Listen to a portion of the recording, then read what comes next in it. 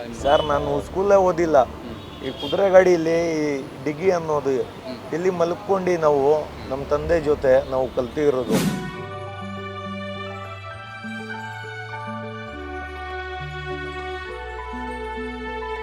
ಏನು ಅನುಕೂಲ ಏನಿಲ್ಲ, ಭಾನುವಾರ ಶನಿವಾರ ಬಾಡಿಗೆ ನಡೀತದೆ.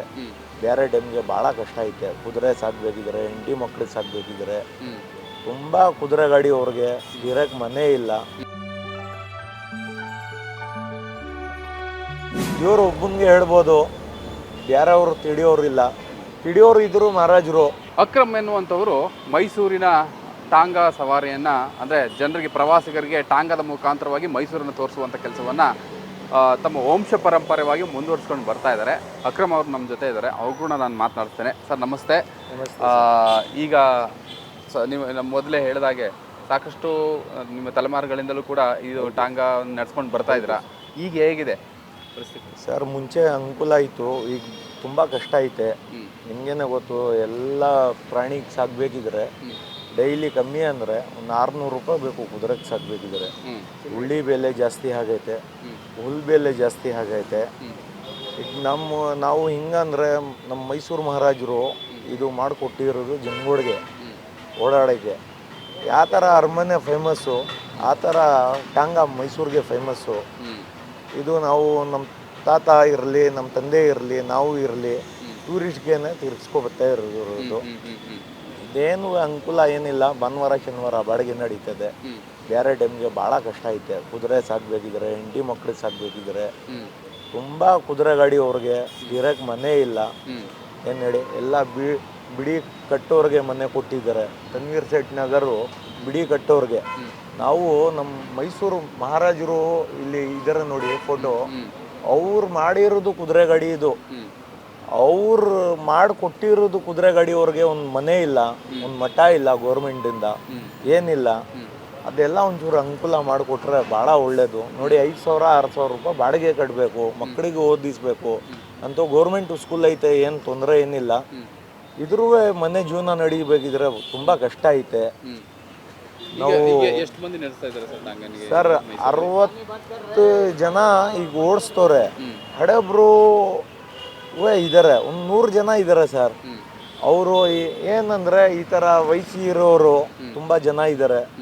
ಇದೇ ನಂಬ್ಕೊಂಡು ಜೀವನ ಮಾಡ್ಕೊಂಡು ಇರೋರು ಇದ್ದಾರೆ. ಭಾಳ ಕಷ್ಟ ಐತೆ ಸರ್.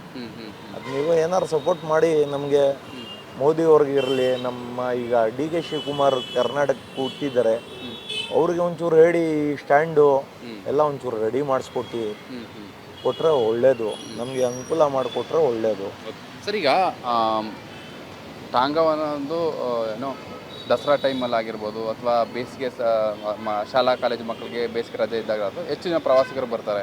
ಅವಾಗ ಮಾತ್ರನಾ, ಅಥವಾ ವರ್ಷದ ಎಲ್ಲ ಕಡೆ ಆಗಾಗ ನಡೆಯುತ್ತಾ?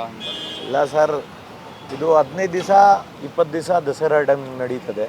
ಬೇಸಿಗೆ ದಿನ ನಡ್ರೆ ಸರ್, ಅದು ಒಂದು ತಿಂಗಳ ಗಂಟ ನಡೀತದೆ. ಇಷ್ಟಪಟ್ಟು ಕೂತ್ಕೊಡೋರು ಕೂತ್ಕೊಳ್ಳೋದು, ಎಲ್ಲರೂ ಕೂತ್ಕೊಡಲ್ಲ.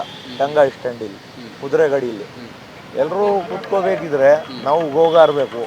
ಬನ್ನಿ ಸರ್ ಕೂತ್ಕೊಡಿ, ಮೈಸೂರು ಚಾಪೇಷನ್ ಟಾಂಗಾ ಇದು, ಕೂತ್ಕೊಂಡು ಓಡಾಡಿ. ಎಲ್ಲ ಅರಮನೆ ಸುತ್ತ ಒಂದು ರೌಂಡ್ ಐತೆ, ಝೂ ಐತೆ, ಚರ್ಚ್ ಐತೆ, ಎಲ್ಲ ಲಲಿತ್ ಮಹಲ್ ಪ್ಯಾಲೇಸ್ ಐತೆ ಅಂದ್ಬಿಟ್ಟು ಹೋಗಾರಬೇಕು.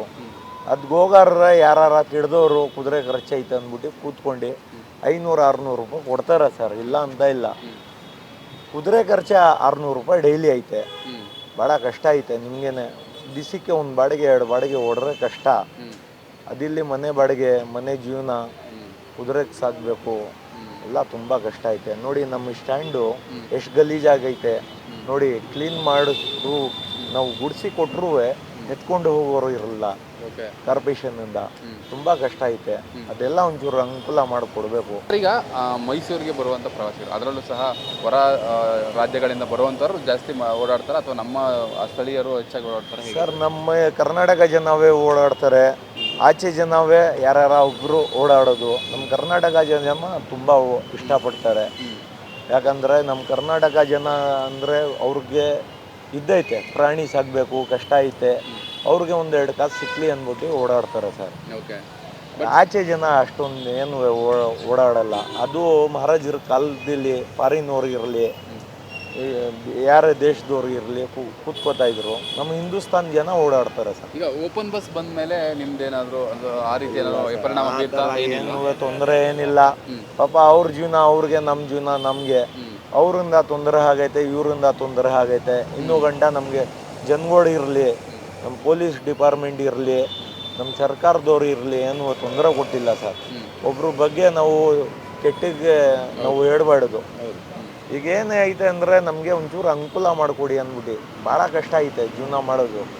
ನಿಮಗೇನೋ ಗೊತ್ತಿರ್ತದೆ. ಇವತ್ತು ಒಂದು ಮನೆ ನಡೆಸಬೇಕಿದ್ರೆ 1,000 ರೂಪಾಯಿ ಬೇಕು. ಬೇಳೆ ಸಾರು ಊಟನೇ ಮಾಡಬೇಕಿದ್ರೆ 1,000 ರೂಪಾಯಿ ನಡೀತದೆ. ಭಾಳ ಕಷ್ಟ ಐತೆ. ದುಡಿಮೆನೇ ಕಡಿಮೆ ಆಗೈತೆ. ತಾವು ಎಷ್ಟು ವರ್ಷದಿಂದ ಅಂದರೆ ನಿಮ್ಮ ತಾತ ಸರ್, ನಾನು ಸ್ಕೂಲೇ ಓದಿಲ್ಲ. ಈ ಕುದುರೆ ಗಾಡಿಯಲ್ಲಿ ಡಿಗ್ಗಿ ಅನ್ನೋದು ಇಲ್ಲಿ ಮಲ್ಕೊಂಡು ನಾವು ನಮ್ಮ ತಂದೆ ಜೊತೆ ನಾವು ಕಲ್ತಿರೋದು ಕುದುರೆ ಗಾಡಿ ಓಡಿಸೋದು. ಯಾಕಂದರೆ ನಮಗೆ ಅದು ಒಂದು ಚಟ ಇತ್ತು, ಕುದುರೆ ಗಾಡಿ ಓಡಿಸೋದು ಚಟ. ಈಗ ನೋಡಿ, ಅದು ಬಿಟ್ರೆ ಏನಿಲ್ಲ ಈಗ ನಮಗೆ. ಈಗ ನಮ್ಮ ಮಕ್ಕಳು ಮರಿಗೆ ಇದೇ ಚಟಕ್ಕೆ ಬರೋದು ಆಗ್ಬಿಟ್ಟಿದೆ. ಯಾಕಂದರೆ ದುಡಿಮೆ ಕಮ್ಮಿ ಸರ್, ಕಷ್ಟ ತುಂಬ ಕಷ್ಟ ಐತೆ ಕುದುರೆ ಗಾಡಿ ಓಡಿಸೋರಿಗೆ.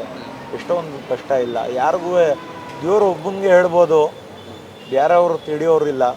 ತಿಳಿಯೋರು ಇದ್ದರು ಮಹಾರಾಜರು. ಈಗಲೂ ಇದ್ದಾರೆ ಮಹಾರಾಜರು. ಅವ್ರ ತಾವ ಹೋಗೋಕ್ಕೆ ನಮ್ಗೆ ಚಾನ್ಸ್ ಇಲ್ಲ. ಹಳೆ ಮಹಾರಾಜರು ಅಂದರೆ ನೋಡ್ತಾ ಇದ್ರು ಕುದುರೆ ಗಾಡಿಯವ್ರ ಬಗ್ಗೆ, ಎತ್ತಿನ ಗಾಡಿಯವ್ರ ಬಗ್ಗೆ, ಕೂಲಿಯವ್ರ ಬಗ್ಗೆ ನೋಡ್ಕೊಂಡು ಒಂಚೂರು ಅನುಕೂಲ ಮಾಡಿಕೊಡ್ತಾಯಿದ್ರು. ಈಗ ನಮ್ಮ ಮಹಾರಾಜರು ಇದ್ದಾರೆ ರಣವೀರ್ ಅವರು ಒಂಚೂರು ತಿಳಿದು ಏನಾರು ಮಾಡ್ರೆ ಒಳ್ಳೇದೈತೆ.